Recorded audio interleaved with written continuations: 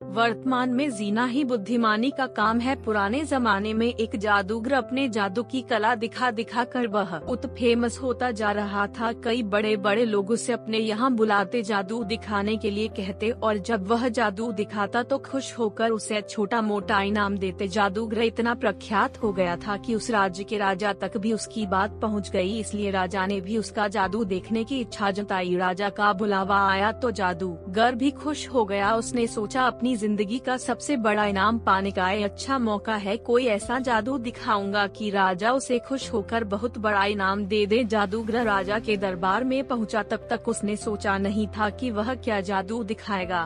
उसे यह तो पता था कि छोटी मोटी चीजें गायब करने वाले जादू से राज आकार को वह खुश नहीं कर सकता, उसे कुछ बड़ा करना पड़ेगा। जादूगर ने अपना जादू शुरू किया और जैसा उसने सोचा था राजा का मुकुट गायब कर दिया।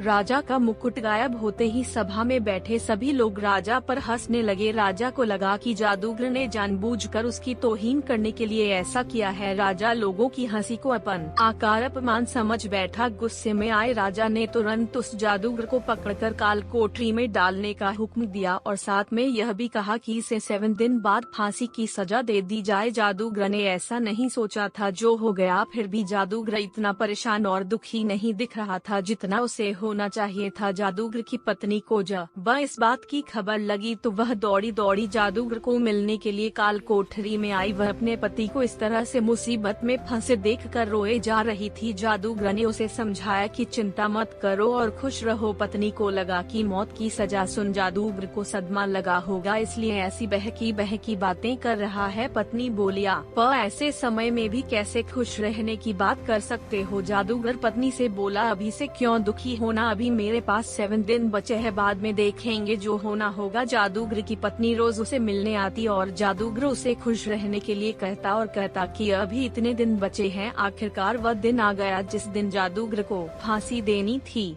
राजा भी उस दिन अपने घोड़े पर सवार होकर जादूगर को देखने के लिए आया था। राजा को घोड़े पर देखकर जादूगर के दिमाग में एक आइडिया आया। वह राजा को देखते ही उदास होने का नाटक करने लगा और रोने लगा। राजा ने उसे कहा कि क्यों उस दिन तो मेरी बेइज्जती करके हंस रहे थे और लोगों को भी हंस रहे थे, आज क्यों रो रहे हो। उसने जब राजा को पहली बार देखा तो उसकी नजर सबसे पहले राजा के मुकुट पर पड़ी और उसने मन बना लिया कि राजा का मुकुट ही गायब करके सबको आश्चर्यचकित किया जाए। जादूगर ने कहा, महाराज मैं मौत के डर से नहीं रो रहा, मौत का क्या है, वह तो 1 दिन आनी ही है। मैं इसलिए रो रहा हूँ कि मेरे तन एक ही मात्रा सालों की मेहनत जिससे मैं अपने घोड़े को उड़ना सिखा रहा था सिर्फ 1 साल की वजह से बर्बाद हो जाएगी। अगर मेरे पास 1 साल होता तो मैं अपने घोड़े को उड़ाने में कामयाब हो जाता। जादूगर की बातें सुनकर राजा को लगा कि अगर उड़ने वाला घोड़ा उसे मिल जाए तो वह दुनिया का सबसे सफल राजा बन जाएगा। वह उड़कर किसी भी अन्य राजा को बड़ी आसानी से युद्ध में हरा पाएगा। राजा के मन में लालच आते ही राजा ने उसे 1 साल तक का समय दे दिया और कहा कि अगर तुम 1 साल में मुझे ऐसा घोड़ा देने में कामयाब हुए तो तुम्हें फांसी की सजा नहीं दी जाएगी, लेकिन अगर तुम ऐसा नहीं कर पाए तो तुम्हें फांसी से भी बड़ी दुखदायक मौत दी जाएगी। काल कोठरी से छूटने के बाद जादूगर सीधा अपने घर पहुंचा। जादूगर ने देखा कि उसका पूरा परिवार और पत्नी उसके मौत का शोक मनाने के लिए इकट्ठा हुए हैं। जादूगर को देखकर सब आश्चर्यचकित हो गए। पत्नी जो पहले रो रही थी उसे देख खुश हो गई। थोड़े समय बाद सब अपने घर चले गए। जादूगर की पत्नी ने जादूगर से पूछा, राजा ने तुम्हें छोड़ कैसे दिया। जादूगर ने उस शर्त के बारे में बताया जिसमें जादूगर को एक उड़ता हुआ घोड़ा राजा को 1 साल के भीतर देना था। शर्त को सुनकर जादूगर की पत्नी फिर गुस्सा हो गई और बोली, तुम कैसी अजीब शर्त मानकर आ गए, क्या तुम नहीं जानते ऐसा घोड़ा कभी संभव ही नहीं है। जादूगर बोला, मुझे पता है उड़ने वाला घोड़ा मैं कभी नहीं राजा को दे पाऊंगा, लेकिन मुझे जो 1 वर्ष का समय मिला है मैं उसे खुश